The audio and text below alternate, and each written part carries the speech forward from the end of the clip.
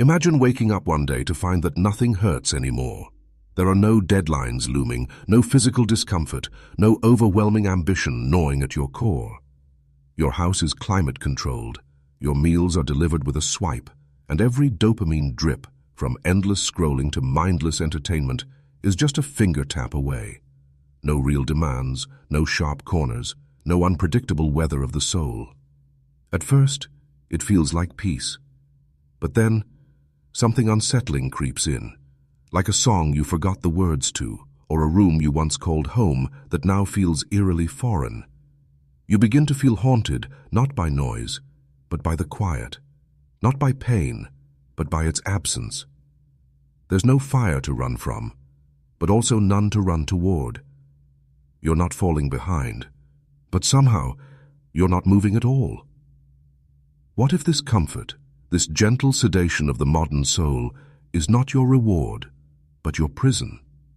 You sit on your couch, watching others chase dreams, overcome obstacles, claw their way out of hardship. And yet, your life, sterile, safe, numb, is defined by soft avoidance. The ache in your chest isn't urgency, it's decay, like a muscle that hasn't been used in years, or a compass slowly spinning in place, no longer pointing north. And the cruel irony. The world told you this was success. A stable job, a cozy apartment, 3 streaming subscriptions, a body mostly free of pain, and weekends where you don't have to do anything. Isn't that the dream? Isn't that the goal? Then why does it feel like something vital has quietly died? Look around. We're living in a time when technology solves most inconveniences before we can even name them. You don't need to hunt for food, brave the cold, or prove yourself in the eyes of a tribe. You don't need to wrestle with existential dread. There's an app to distract you. You don't need to sit with your insecurities. There's a filter to erase them. You don't even need to leave your house to feel productive.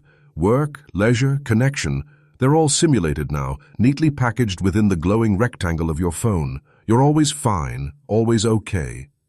But when was the last time you felt truly alive? Here's the paradox. The more we cushion ourselves from discomfort, the more we dull the very instincts that make us human. Ambition, creativity, resilience, even love, they all require a certain friction to arise. Fire needs oxygen, growth needs resistance, but modern comfort suffocates both. Carl Jung once wrote that people will do anything, no matter how absurd, to avoid facing their own soul.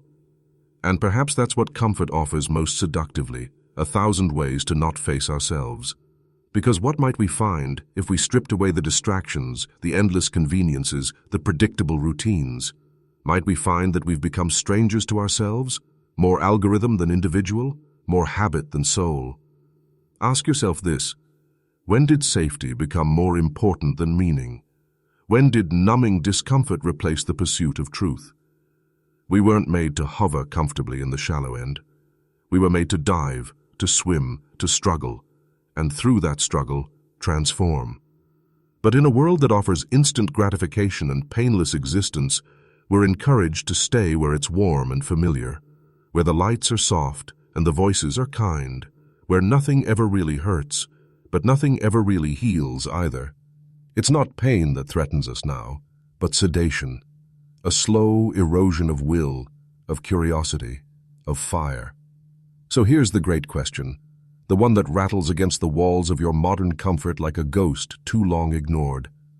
What if the very thing you've been taught to seek, comfort, is the very thing that's quietly killing your potential? What if every time you chose ease over effort, you chipped away at some tapatus, hing sacred inside you? What if in the pursuit of comfort, you've abandoned the path that would have forged your greatness? And what if waking up, truly waking up, requires doing the exact opposite of what you've been told? Because deep down, some ancient part of you knows, comfort may cradle the body, but it cages the soul. Let's go deeper.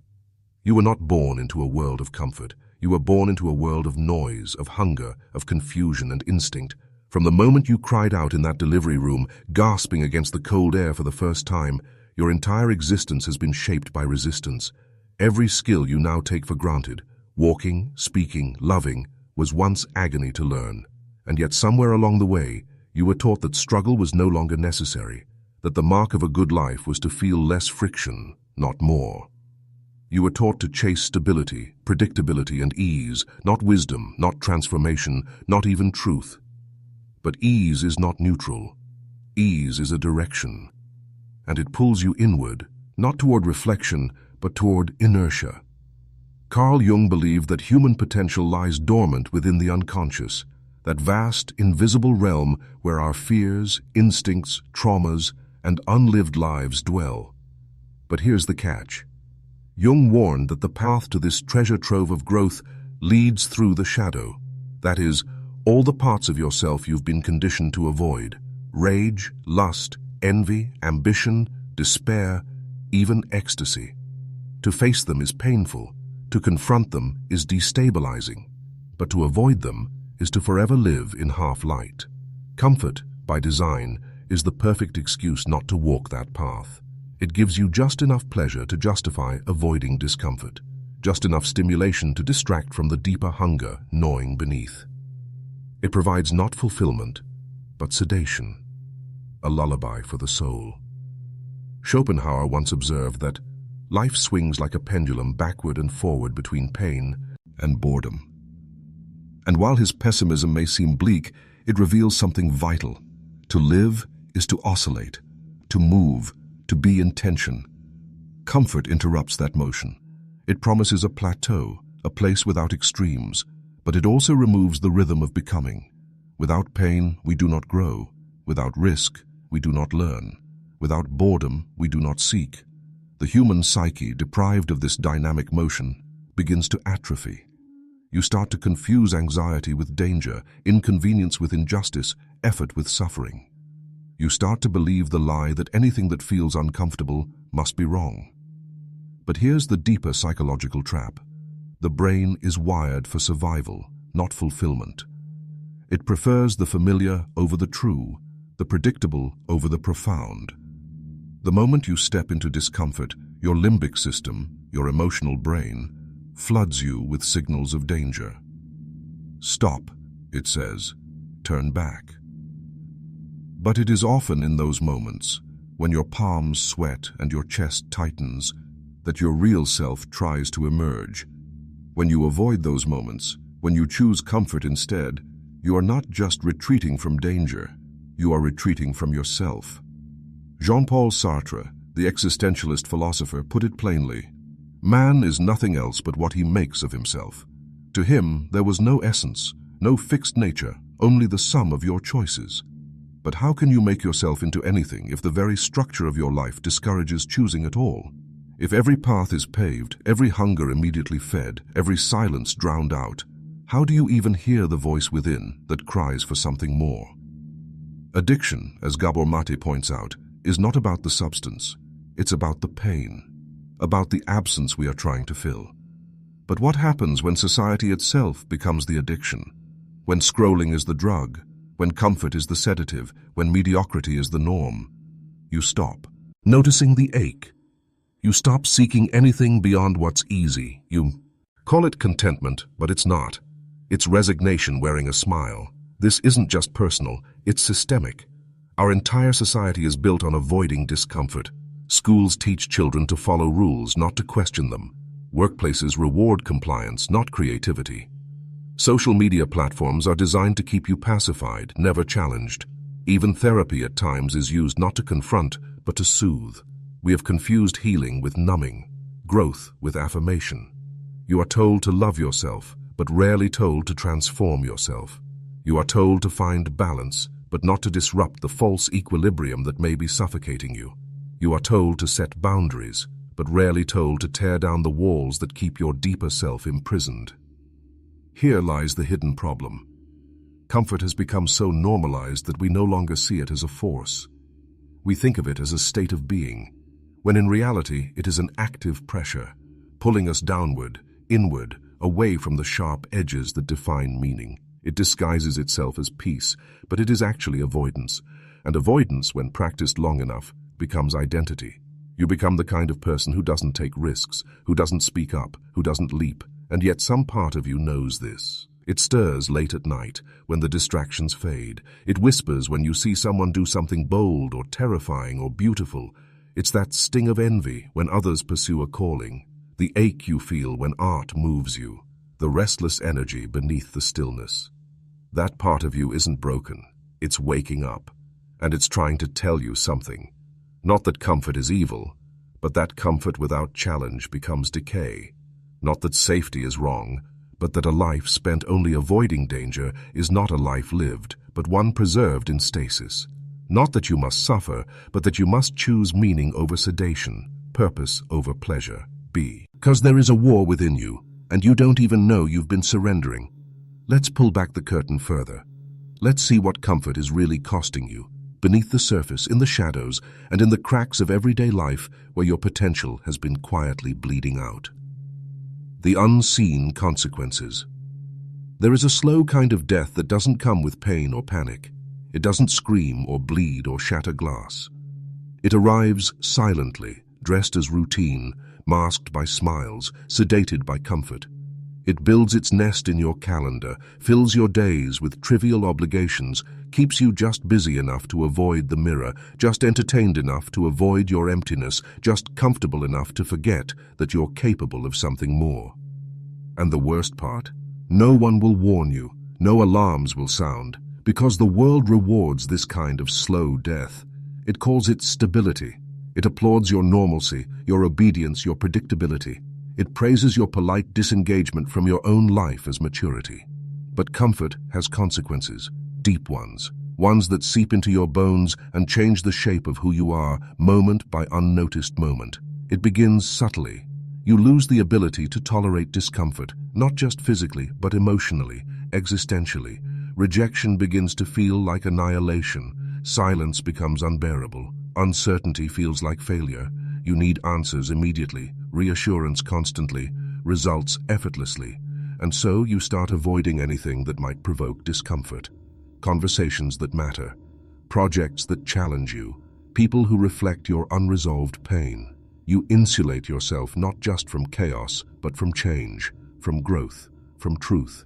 Your emotional resilience, once forged by failure and risk, begins to erode. Psychologists call it learned helplessness, the phenomenon where, after enough passive compliance with forces outside your control, you stop trying altogether.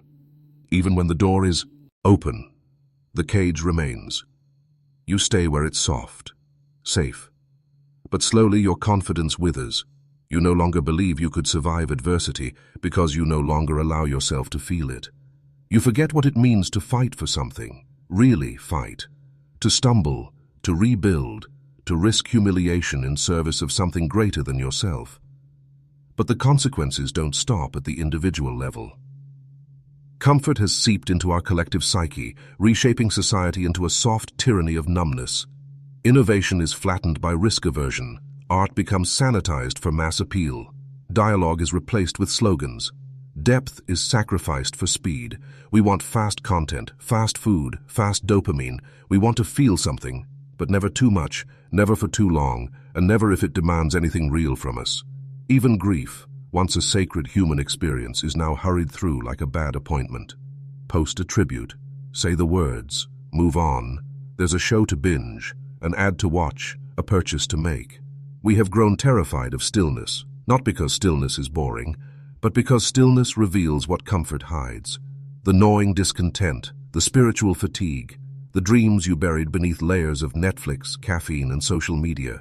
In the quiet, the ghost of your unlived life begins to speak. And that voice, it's the most dangerous thing in the world to a society built on sedation. Look at the way we now define success. It's no longer about self-mastery or contribution or awakening. It's about avoidance. How quickly can you retire? How little do you have to work? How many inconveniences can your wealth eliminate? How well can you insulate yourself from the real, raw, unpredictable mess of life? But a meaningful life is not a comfortable one, it's a courageous one. And courage, by definition, requires fear, requires pain, requires a threshold you must cross. Even our language betrays us. We call people who push beyond comfort crazy, obsessive, too intense. But often these are the ones who wake us up, who remind us what fire looks like, who show us what hunger really means, not the hunger for calories, but the hunger for becoming. Meanwhile, the comfortable person slowly forgets how to dream. The edges of their imagination dull. What once felt possible now feels naive. Risk becomes irresponsible. Idealism becomes immature. Slowly they forget that the voice inside, the one that once whispered of rebellion and greatness and the wild sacred, was ever real at all. They settle. Not because they found peace, but because they stopped looking. They shrink, not because they grew wise, but because they grew afraid. And still, the world claps. Because a society that keeps you comfortable is a society that keeps you compliant. That's the deepest, most insidious consequence of all. As Aldous Huxley foresaw in Brave New World, the ultimate form of control isn't pain, it's pleasure. A world where people are so distracted, so well-fed, so overstimulated, that they never question, never rebel, never awaken. The prison becomes invisible. The guards are algorithms. The bars are made of velvet. You don't need chains when the cage is cozy, but here's what they don't tell you. Your soul does not forget. No matter how deeply you bury it, no matter how many comforts you wrap around it, some part of you remembers. That part aches in the presence of beauty. It rages when you see injustice. It trembles with envy when someone dares to live fully. That ache, that rage, that trembling, that is your soul screaming to be set on fire again. And the longer you ignore it, the louder the consequences become. They show up as depression, not always sharp but heavy, like a weighted fog that never lifts. As anxiety that makes no sense because your life is fine and you don't. To know what you're even afraid of, as restlessness, irritability, apathy, as the slow erosion of self-respect. You begin to lose faith not just in the world, but in yourself. Because deep down you know, you were made for something more, and you chose the couch. So no, the consequences of comfort are not obvious. They don't scream, they whisper. They infect your routine, your ambition, your capacity for awe. They don't kill your potential all at once, they rot it from within. Until one day you look in the mirror and realize the scariest truth of all. You have everything you thought you wanted, and none of what you truly need. But you can still turn around, you can still disrupt the script. There is a rebellion forming, not out there, but inside you, in the part that refuses to die, in the part that wants to break free. Are you ready to hear it?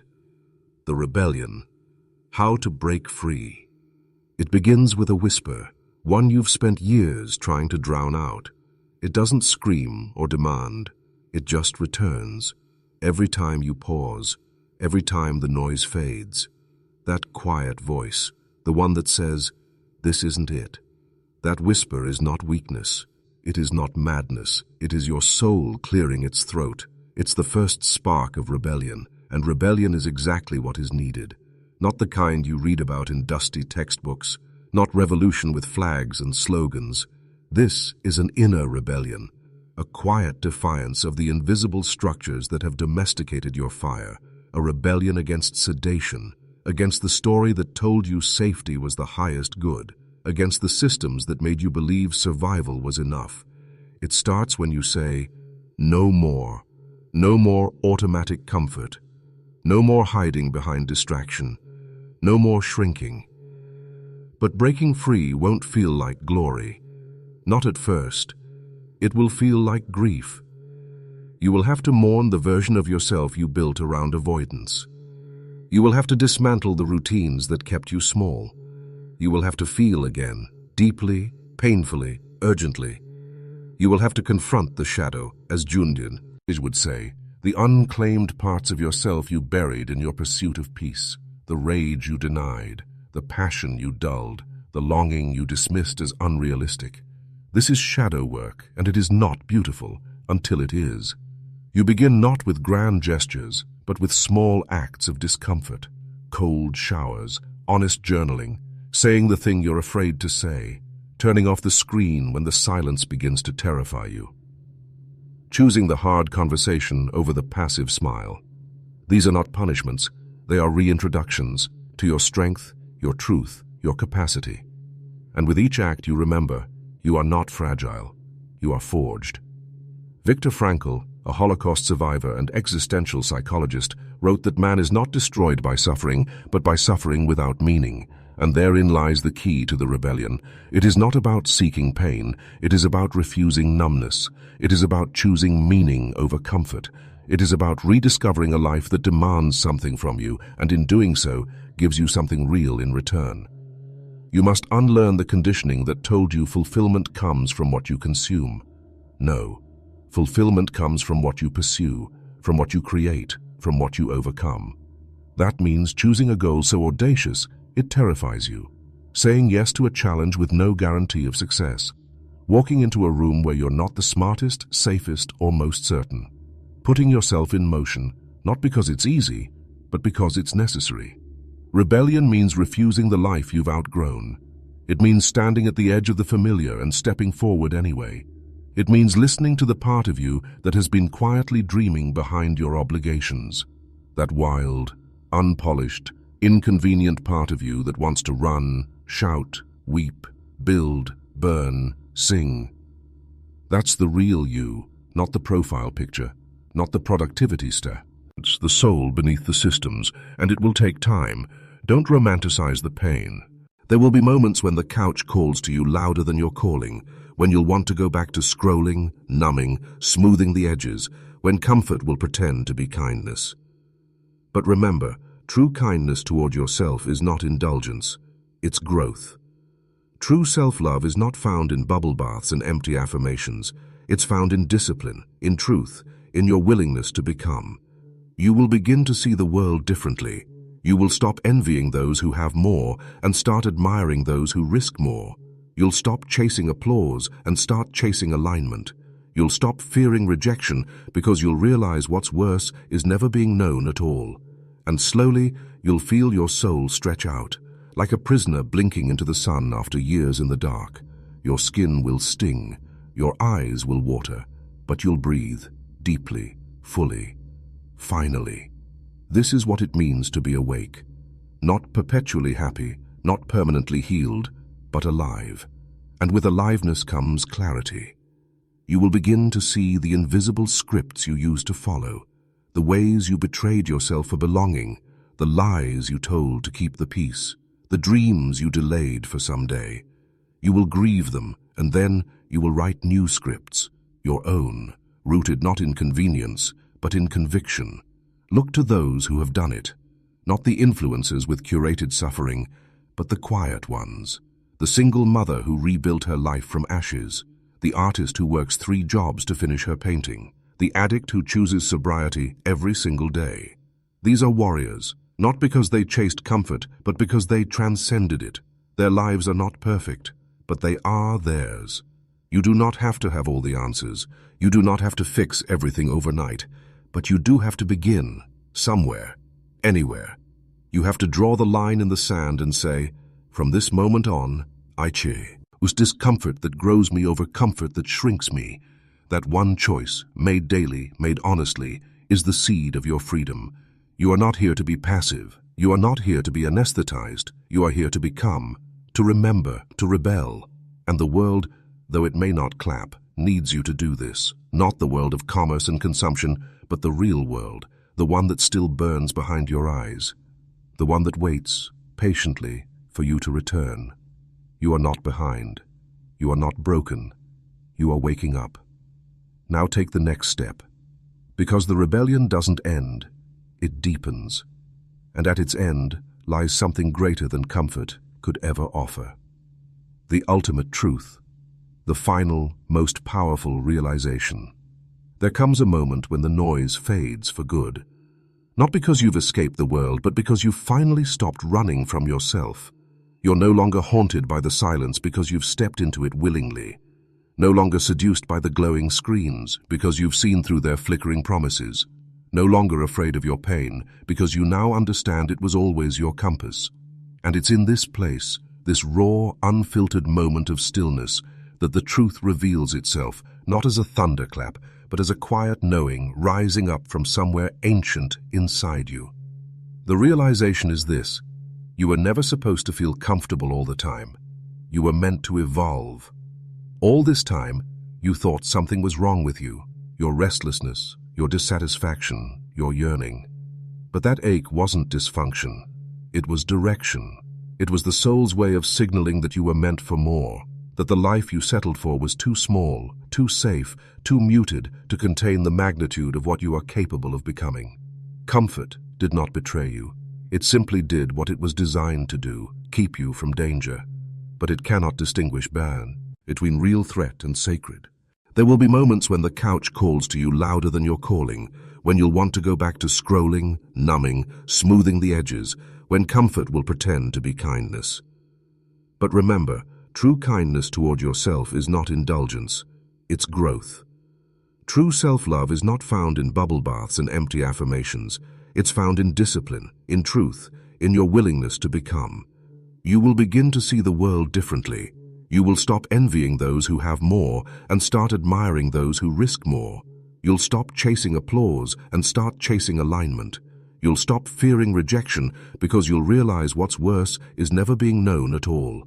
And slowly, you'll feel your soul stretch out, like a prisoner blinking into the sun after years in the dark.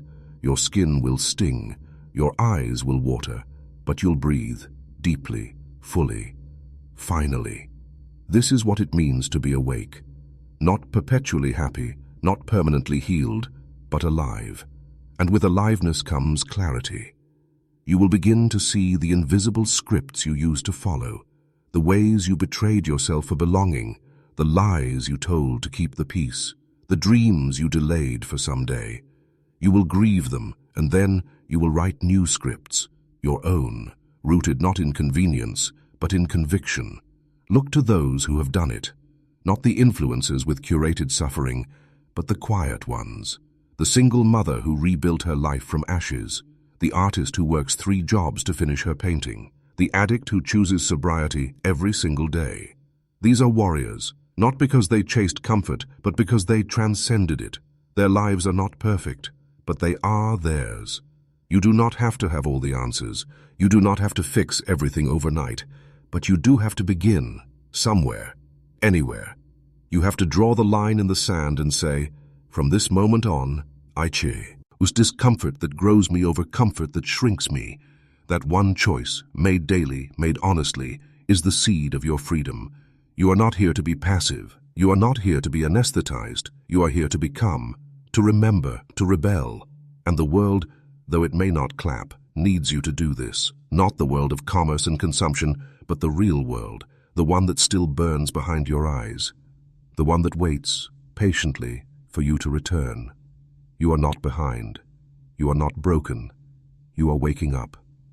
Now take the next step. Because the rebellion doesn't end, it deepens. And at its end lies something greater than comfort could ever offer. The ultimate truth, the final, most powerful realization. There comes a moment when the noise fades for good. Not because you've escaped the world, but because you've finally stopped running from yourself. You're no longer haunted by the silence because you've stepped into it willingly. No longer seduced by the glowing screens because you've seen through their flickering promises. No longer afraid of your pain because you now understand it was always your compass. And it's in this place, this raw, unfiltered moment of stillness, that the truth reveals itself, not as a thunderclap, but as a quiet knowing rising up from somewhere ancient inside you. The realization is this: you were never supposed to feel comfortable all the time. You were meant to evolve. All this time, you thought something was wrong with you, your restlessness, your dissatisfaction, your yearning. But that ache wasn't dysfunction. It was direction. It was the soul's way of signaling that you were meant for more, that the life you settled for was too small, too safe, too muted to contain the magnitude of what you are capable of becoming. Comfort did not betray you. It simply did what it was designed to do, keep you from danger. But it cannot distinguish between real threat and sacred transformation. And that is your task now, to become the one who can. This is the final truth, the uncomfortable, liberating, devastating truth. You are the architect of your own evolution. No one is coming to awaken you. No algorithm will send you the perfect moment. No permission will arrive in the mail. The pain you've been avoiding is not your enemy, it's the doorway. The discomfort you've been numbing is not a punishment, it's a calling. Every fear you've dodged, every dream you've shelved, every path you've refused to walk, it all leads back to this moment, this decision. Will you finally stop shrinking from the fire and step into it instead? Friedrich Nietzsche once wrote, "One must still have chaos in oneself to be able to give birth to a dancing star." And yet, our modern world has sterilized us, trained us to reject the chaos within, to clean it, medicate it, filter it, ignore it. But that chaos, those contradictions, those obsessions, that irrational passion, it is the crucible of becoming. To reject it is to reject your most divine potential. You were not made to be seamless, you were made to be complete. And completeness demands that you integrate the wild, the shameful, the wounded, the brilliant, that you stop trying to perfect yourself and instead begin the sacred, messy work of becoming yourself. We live in a culture that rewards appearances over depth, compliance over courage, noise over nuance. But if you want to live, truly live, you must reverse the values you've been handed. You must trade visibility for integrity, applause for alignment, certainty for wonder. You must find the bravery to disappoint others if it means being faithful to the deeper truth burning inside you. Because here is what they never told you. You will never reach your potential while still trying to fit in. This is not a self-help slogan. It is a spiritual reckoning. You cannot be compose. Me extraordinary while clinging to the ordinary. You cannot write your story while living someone else's script. You cannot awaken while choosing sedation over sacrifice. Your greatness demands exile. Exile from the systems, from the comforts, from the beliefs that once defined you. And in that exile you will weep, you will question, you will want to go back. But don't. Not this time. Because once you taste real life, unfiltered, unpadded, unedited, you will never be able to return to the false peace of comfort. You'll see comfort for what it was, a coffin made of silk. And you'll feel a new kind of hunger take root, not for pleasure, not for power, but for truth, for depth, for presence. You'll crave the weight of reality pressing against your skin, the sting of honesty in your throat, the pulsing aliveness that only comes from walking a path no one else can walk for you. And suddenly, you'll understand why the heroes you admired, those who dared to live fully, speak fiercely, create fearlessly, were not lucky. They were honest, with themselves, with the world. And that honesty cost them their comfort, but it gave them everything else. This, then, is the final paradox. The more you seek comfort, the more you suffer. But the more you embrace discomfort with purpose, the more free you become. Freedom is not the absence of pain. It is the presence of power, your power, to choose growth over stagnation, meaning over numbness, love over fear. And so the ultimate realization is not a lesson. It is a remembrance. You were born with a fire. Life tried to tame it. Society tried to monetize it. Fear tried to bury it. But it never died. It waited. And now it's yours to reclaim. Let the others chase ease. Let the world seduce itself with convenience. Let comfort stay in its cage of soft seduction. You have chosen something else. Something harder.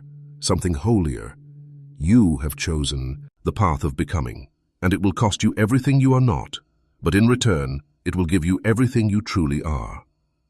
So wake up, get uncomfortable, and begin again, this time fully alive.